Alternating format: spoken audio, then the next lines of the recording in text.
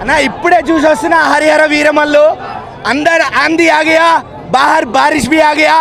Power star Pawan Kalyan స్టామ్ అన్న OG కాదు, ఇంకా ముందే వచ్చేసింది హరిహర వీరమల్లుతో. అన్న సినిమా ఎలా ఉంది, ఏముంది సినిమాలో, రివ్యూస్లో ఏం చెప్తున్నారు, ఇవన్నీ పట్టించుకోకండి. వెళ్ళండి, సినిమా చూడండి, ఎంజాయ్ చేయండి. ముసలి ముతక పిల్లలు యూత్ అందరూ చూసి ఎంజాయ్ చేయొచ్చు. సినిమా మాత్రం చాలా బాగుంది. నెగిటివ్స్ అన్ని సినిమాల్లోనూ ఉంటాయన్న. సినిమా కొంచెం ల్యాగ్ ఉండొచ్చు, విఎఫ్ఎక్స్ బాగలేకపోయి ఉండొచ్చు, కానీ ఇది మన కథ, మన హిస్టరీ, మన సనాతన ధర్మం గురించి, మన హిందుత్వం గురించి మనకి తెలియాలన్న చిన్న ప్రయత్నం. ఇలాంటి సినిమాని మనం ఎంకరేజ్ చేస్తేనే ఇలాంటి సినిమాలు ఇంకెన్నో మన ముందుకు వస్తాయి. ఓ చావా వచ్చింది, బాజీరా వచ్చింది, ఖిల్జీ వచ్చింది, పద్మావతి వచ్చింది, ఇవన్నీ కాదన్నా. ఇప్పుడు హరిహర వీరమల్లు వచ్చింది. జనాలు మీరేం చేస్తున్నారు? వెళ్ళండి, సినిమా చూడండి. మన కథ గురించి, మన హిందుత్వం మీద జరిగిన దాడి గురించి తెలుసుకోండి.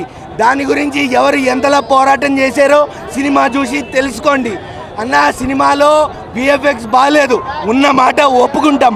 సినిమా విఎఫ్ఎక్స్ దరిద్రంగా ఉంది. 250 కోట్ల బడ్జెట్ కనిపించలే, కానీ సినిమా స్టోరీ కాన్సెప్ట్ ఉన్నప్పుడు మాకు విఎఫ్ఎక్స్తో పని లేదు. సినిమా స్టోరీ బాగుంది, అంతే కథం. ఎంఎం కీరవాణి గారు హ్యాట్స్ ఆఫ్, మంచి బ్యాక్గ్రౌండ్ మ్యూజిక్ ఇచ్చారు. నిధి అగర్వాల్ బాబు కూడా క్యూట్గా ఉంది, అది వేరే విషయం. ఎంఎం కీరవాణి గారు నిజంగా మంచి బ్యాక్గ్రౌండ్ మ్యూజిక్ ఇచ్చారు. క్లైమాక్స్ లాస్ట్ 30 మినిట్స్ అయితే వేరే లెవెల్కి వెళ్ళింది సినిమా. అందులో పవన్ కళ్యాణ్ గారు డైరెక్ట్ చేసిన యాక్షన్ సీక్వెన్స్ ఇది, కాబట్టి ఇంకా బాగుంది సినిమా. సో అందరూ వెళ్ళండి, సింపుల్గా సినిమా ఎంజాయ్ చేసి రండి, అంతే. సినిమా ఫస్ట్ స్టోరీ గురించి చెప్పాలంటే, ఈ సినిమాలో ఔరంగజేబుని కలుస్తాడన్నమాట పవన్ కళ్యాణ్. అంతటితో ఈ ఫస్ట్ పార్ట్ అనేది అయిపోయింది.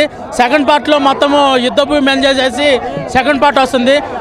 ఈ సినిమా గురించి చెప్పాలంటే, పవన్ కళ్యాణ్ కెరీర్లో ఇది హైయెస్ట్ కలెక్షన్స్ తెచ్చిపెట్టే సినిమా. ప్రభాస్కి బాహుబలి ఎలాగో, అలాగే మన రామ్ చరణ్కి మగధీర ఎలాగో, పవన్ కళ్యాణ్కి హరిహర వీరమల్లు అలా అనమాట. పవన్ కళ్యాణ్ కెరీర్లోనే హైయెస్ట్ గ్రాసింగ్ ఫిలిం అనమాట ఇది. ఛత్రపతి శివాజీని చూస్తున్నట్టు నాకు అనిపించింది. పవన్ కళ్యాణ్ చూస్తుంటే హిందూ ధర్మాన్ని ఎలా కాపాడాలి అనే దాని గురించి మొత్తము ఈ సినిమా మొత్తం ఉండిద్ది అనమాట.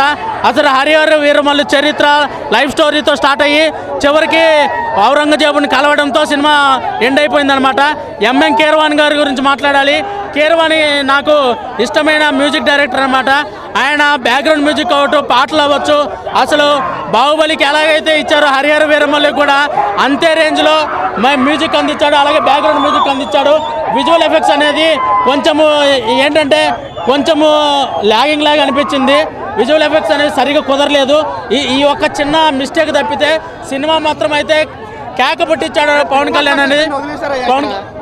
కేక సినిమా మొత్తము పవన్ కళ్యాణ్ కెరీర్లోనే హైయెస్ట్ గ్రాసింగ్ ఫిలిము ఇది. 300 crores వస్తాయనుకుంటున్నాను 2 తెలుగు రాష్ట్రాల్లో.